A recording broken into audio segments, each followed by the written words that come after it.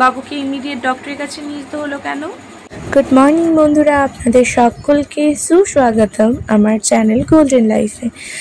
সকাল সকাল আমি তো প্রথমেই শুনতে পেলেন যে আমার মেয়ের শরীরটা খারাপ ছিল, এখানে সে ঘুমোচ্ছে। আর তাকে দেখে আমার এত মায়া লাগছিল যে কি বলবো। এই যে আমরা রেডি হয়ে গিয়েছিলাম ডক্টরের কাছে যাব বলে, আমাদের বাড়ির পেছন দিকটায় ভিডিও করছি, তাই ব্যাকগ্রাউন্ডটা এত খারাপ। ব্যাকগ্রাউন্ডটাকে আর আমার ভয়েসকে দয়া করে ইগনোর করবেন। যাচ্ছি রাস্তায়, বাবু তো ভীষণ এক্সাইটেড, মানে সে পুরো আমার মতো। আমরা দুজন ঘুরতে বেরোলে এক্সাইটেড হয়ে যাই। তার শরীর খারাপ থাকা সত্ত্বেও সে ভীষণ আস্তে আস্তে যাচ্ছিল তার পাপার সঙ্গে। ডক্টরের কাছে চলে এসেছিলাম। ডক্টর তখন থাকেননি, ওটি করতে গিয়েছিলেন, তাই আমাদেরকে একটু ওয়েট করতে বলেছিলেন। আমি আমার বাবুকে ডক্টর দীপক কুমার মাসন্তকে দেখাই। মেদিনীপুরে যারা থাকেন বা যারা মেদিনীপুর থেকে দেখছেন তারা অবশ্যই সকলেই ওনাকে চেনেন। তিনি খুবই একটা নোয়িং পার্সন আর খুব ভালো ডক্টর, ভীষণ ভালো চাইল্ড স্পেশালিস্ট। এখানে এসেই দেখছি মেয়ে একদম সুস্থ হয়ে গিয়েছে, কি সুন্দর খেলা করছে। এটা হলো আমার সবথেকে ফেভারিট জায়গা, যেখানে বাচ্চাদের মায়েরা বাচ্চাদেরকে ফিড করায়। তারপর দেখছি পেয়ারা কাকু পেয়ারা নিয়ে এসছেন, তাই মাকে ফোন করে পেয়ারা নিয়ে নিলাম তাড়াতাড়ি। এরপরে বাড়ি যাব। দেখি দেখি মা এখন শাড়ি পরে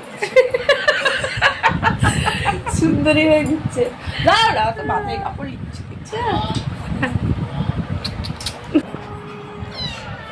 কুচু কুচু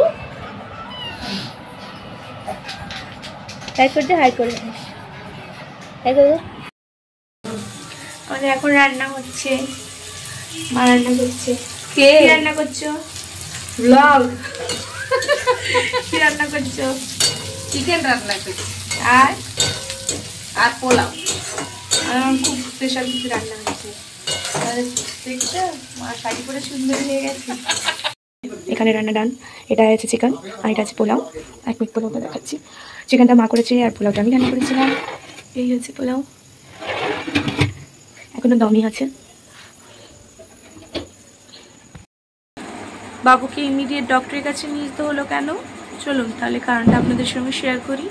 আর বাবুর দুদিন ধরে প্রচণ্ড পায়খানা হচ্ছিল, বমি হচ্ছিল। আমি তো প্রথমে ভেবেছিলাম যে হয়তো বডি ডিহাইড্রেট হয়ে গিয়েছে, কিন্তু পরে ডক্টরের কাছে গিয়ে জানতে পারলাম যে এখন একটা ভাইরাসে হয়েছে ওয়েদারের জন্য, যে বাচ্চাদের প্রচণ্ড পেট খারাপ হচ্ছে। আর তারও ঠিক সেটাই হয়েছিল, প্রচুর পায়খানা করছিল দুদিন ধরে। আর কাল রাত্রে তো প্রচুর বাড়াবাড়ি, পুরো রাত ঘুমোইনি, না নিজে ঘুমিয়েছে না তার কারণে আমি ঘুমোতে পেরেছি। আর আমার তো গলা শুনে বুঝতেই পারছেন আমার শরীরটা কতটা খারাপ। শরীরটা খারাপ নয়, গলাটা বসে গিয়েছে, গলাটলা ব্যথা এইরকম আর কি, হালকা পাল্টা ঠান্ডা লেগে যাচ্ছে। চোখের এই জায়গাটা একটু লাল লাল ভাব, ক্যামেরায় কতটা কী বোঝা যাচ্ছে জানি না। তো ডক্টরের কাছে নিয়ে যেতে ওষুধ নিয়ে এসেছি, এখন আল্লাহর রহমতে অনেকটাই ভালো আছে। আপনারা দোয়া করুন যাতে ও আরও ভালো হয়ে যায়, সুস্থ হয়ে যায়। মেদিনীপুরে প্রায় যত লোক আছেন আশা করছি ওনাকে চেনেন। উনি খুব ভালো ডক্টর। আপনাদের বাচ্চাদের যদি কোনো অসুবিধে হয় তাহলে ওনার কাছে অবশ্যই কনসাল্ট করতে পারেন, ভীষণ ভালো ডক্টর। আর এখানে ব্লগটা এখানে শেষ করলাম, দেখা হবে নেক্সট ব্লগে। এখনের জন্য টাটা, স্টে টিউন। আর হ্যাঁ, যারা যারা আমাকে দেখছেন প্লিজ একটা সাবস্ক্রাইব করে দিন, আপনাদের সাবস্ক্রাইব আমাদের জন্য অনেক ইম্পর্টেন্ট।